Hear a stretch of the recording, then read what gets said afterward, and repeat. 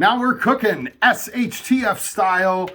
Guys, when the grid goes down and you have lost all abilities to cook on your stove or your electricity is out, here's a viable option for both temporary or long-term. That's what we're going to talk about. Come on over here and we're going to do some off-grid cooking. You know, I am a enthusiast when it comes to the outdoors, as well as my entire life. I've been a camper and just love the great outdoors. I remember as a kid and throughout my teens and adult years, me and my buddies, we would pack up, we'd head out for a week or so to the wilderness, and this is how we ate because we didn't have the amenities that were otherwise necessary.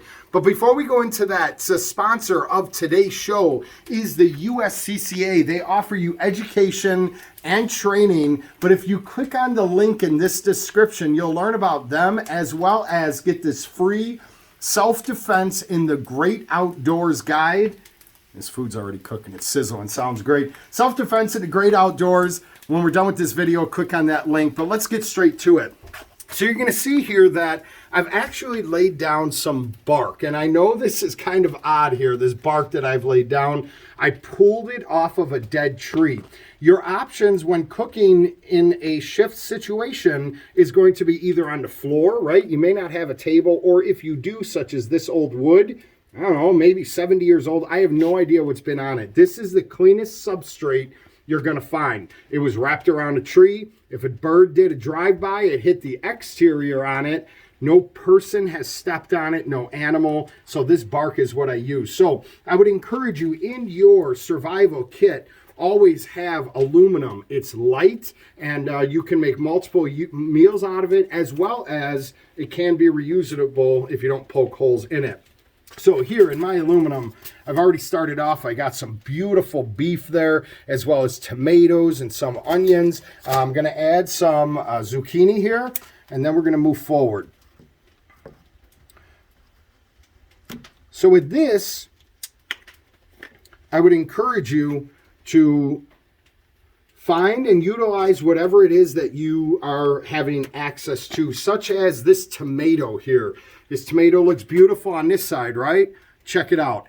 In a apocalyptic situation, you're not going to have the best of produce or the best of foods to select from. You want to be precautious as not to get yourself sick. This tomato is still usable. As you can see, we gutted it and we're able to use a portion of it. Also, those seeds are still great for planting in the future. God forbid you need it to be more self-sustained. So I've added some of the zucchini. I got a little salt and pepper here. This is going to be absolutely delicious, absolutely delicious. I'd love to add a little basil and oregano. You know, we Italians, we put it on everything, but not the case in this situation. Doesn't that look great? So basically, you want to give it a little bit of space in there. And in fact, I'm going to spin around over here briefly. This one is cooking up real nicely. I'm going to shake it. I'm going to shake it a little bit. You know, by the way, I'm using the top of this wood-burning stove. If it was an outdoor fire pit, which you may have to use, you can always just simply put the aluminum, your food, inside of the flames. Now, I know, I'm going to show you here for just a moment, just to kind of give you an idea.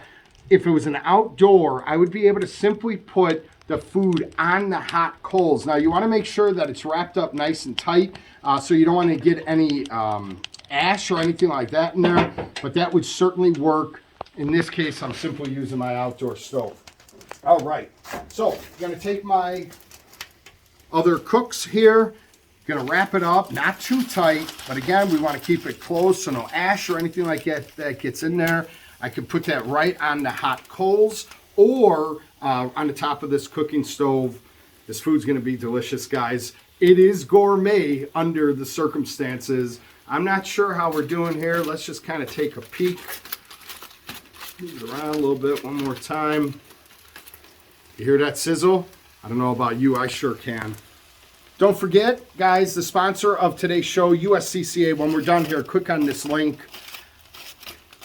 while I am enjoying some of this food. If you notice the aluminum foil, you could touch it. You could touch it. It's a great tool, highly recommended. Let's see what we got here. I'm going to come over on this side. Show you in just a second. You can use a little bit more time, but we're getting there. Give me 1 second here. Got the beef, a little zucchini. Absolutely gorgeous, and it smells delicious. Smells absolutely delicious. All right, well, I'm not able to get a zucchini. I'm going to try one more time. There we go. Look at that. Look at how beautiful that is. If you like your food medium rare, you like it medium or well done, it takes just a few minutes. Here's the other thing. If you found yourself having to hunt for some food, guys, and you've never gutted an animal before, now's the time to learn. And if for some reason you simply couldn't, I guess if you found a turkey and hunted one and just had to lop off those legs only, you think about the size of that turkey leg, providing some good sustenance, you too can wrap that in the aluminum foil. Ideal for an off-grid situation. Big fan of it. I've been doing it my whole life. I'm going to try this out. I'll be seeing you all soon. Remain safe.